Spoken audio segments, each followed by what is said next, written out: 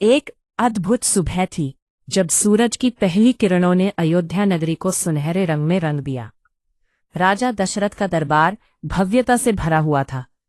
विभिन्न राज्यों के राजा एकत्रित हुए थे। उनकी आंखों में उत्साह और उम्मीद की चमक थी। दर्पण की तरह चमकते हुए दरबार में राजसी वस्त्र पहने हुए राजा दशरथ ने अपने सिंहासन से उठते हुए सभी को संबोधित किया। हे नृपगण, मैं अपनी और अयोध्या वासियों की ओर से आप सभी का हार्दिक स्वागत करता हूं। राजा दशरथ के चेहरे पर एक गहरी गंभीरता थी, लेकिन उनके शब्दों में एक पिता की गहरी चिंता थी। उन्होंने आगे कहा, मैं अयोध्या का शासन अपने योग्य, वीर, पराक्रमी और धर्मपरायण ज्येष्ठ पुत्र राम को सौंपना चाहता हूं।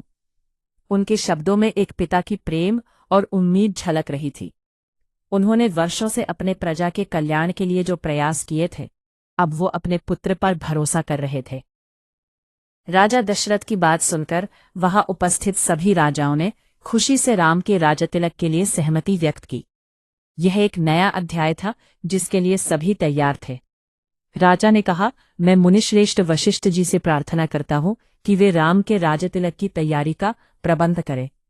एक गहरी और गूढ़ ध्वनि में वशिष्ठ जी ने आदेश दिया, स्वर्ण, रजत, माणिक्य, औषधियों और सुगंधित मालाओं का प्रबंध करें।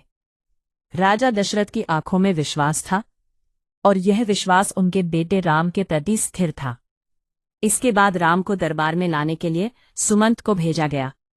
जब राम अपने पिता के पास पहुंचे तो उन्होंने श्रद्धापूर्वक प्रणाम किया।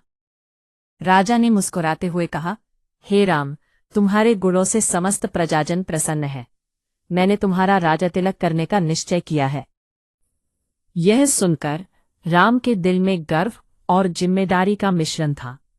राजा ने उन्हें जीवन के कुछ महत्वपूर्ण सिद्धांत बताए।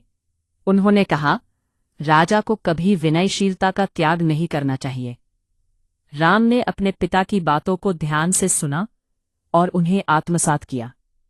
उन्होंने वचन दिया कि वे हमेशा अपनी प्रजा का ध्यान रखेंगे और उनके सुख दुख में सहभागी बनेंगे। जब राजा के इन शब्दों को दास दासियों ने सुना तो खुशी की लहर दौड़ गई। उन्होंने महारानी कौशल्या के पास जाकर यह शुभ समाचार सुनाया। महारानी ने खुशी से अपनी आंखों में आंसू भर लिए और सुनाने वालों को स्वर्ण और वस्त्राभूषण देकर समृद्ध किया। इस प्रकार एक नए युग की शुरुआत हुई। राम का राजा तिलक केवल एक समारोह नहीं था, बल्कि यह एक पिता की विरासत और एक पुत्र की जिम्मेदारी का प्रतीक था।